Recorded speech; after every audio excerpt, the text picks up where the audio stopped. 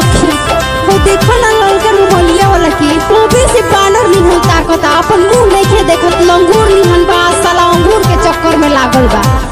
अरे हाँ ये सखी वो देखो ना ललका गुमछिया वाला की मोगा निहन खाली छतवे पे हमनिए के टुट ताकत। अरे ये सखी चलो चलो नीचे चल के कनी के इज्जत उतार जाओ।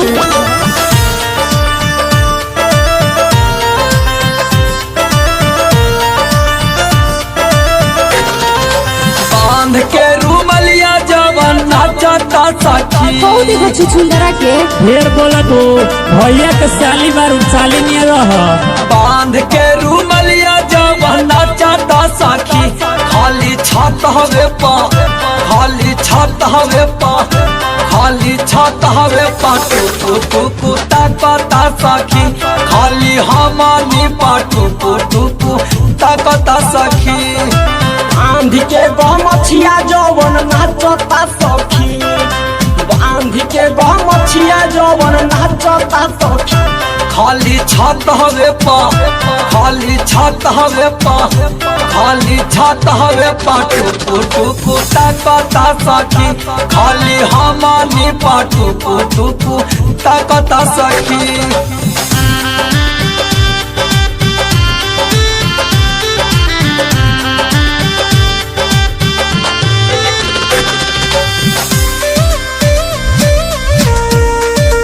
ये सोनू भैया एखनी के अपन भाषा में समझावा ऐसे ही सब समझे वाला ना बारी। टूटाई थी आई हो साली टूटाई थी आई टूटाई थी आई हो साली टूटाई थी आई तोरा दीदिया के वो पानी में टूटाई थी आई।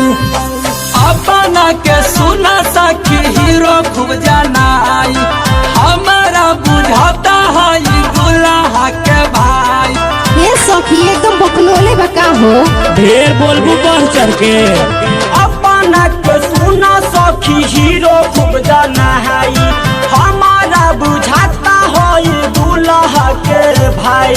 लौकी ना ताये ने ओने झाकता सखी आय हा लौकी ना ताये ने ओने झाकता सखी खाली छतावे पर खाली छत हवे पा खाली छत हवे पा टुकु ताकता सखी खाली हमारे पटुकु टुकु ताकता सखी।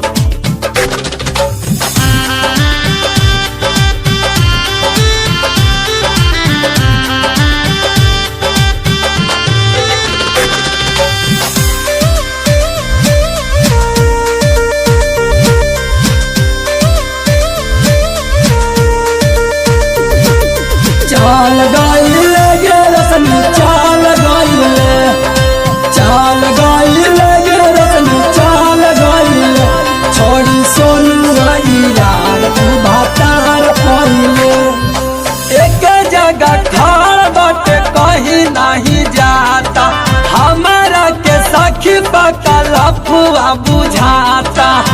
अरे हाँ ये सखी तो एक नंबर के मौका लागत और हम पैदाइशी लफुआ है एक जगे खाड़ बाटे कहीं नहीं जाता हमारा के सखी पका लफुआ बुझाता।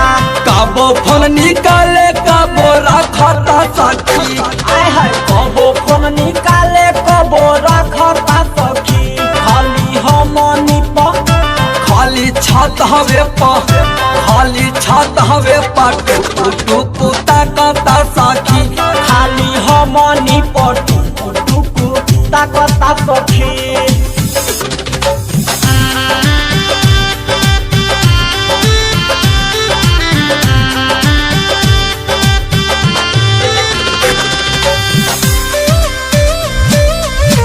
ले भाई वो लूटा लूटा एथनी ते हम ठंडावतानी तभी थप थमदी। यार लाई लियो जी साली प्यार लाई लियो यार लाई लियो जी साली प्यार लाई लियो तो हर तीनों बहिन के भातार लाई लियो। प्रेम धन यार बिन राजा कूदी कूदी नाच सोनू बिहारिया के गाना खूब बाजे।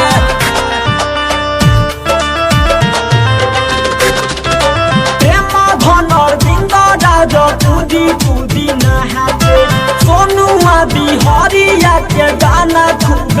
महादेव। संदीप लाल यादव संगे नचता सखी, अंजन आकाश संगे नाचता सखी, खाली छतरे पर खाली हमनी पर खाली छत हवे पटू टुकु ताकता सखी, खाली हमनी पटू टुकु ताकता सखी।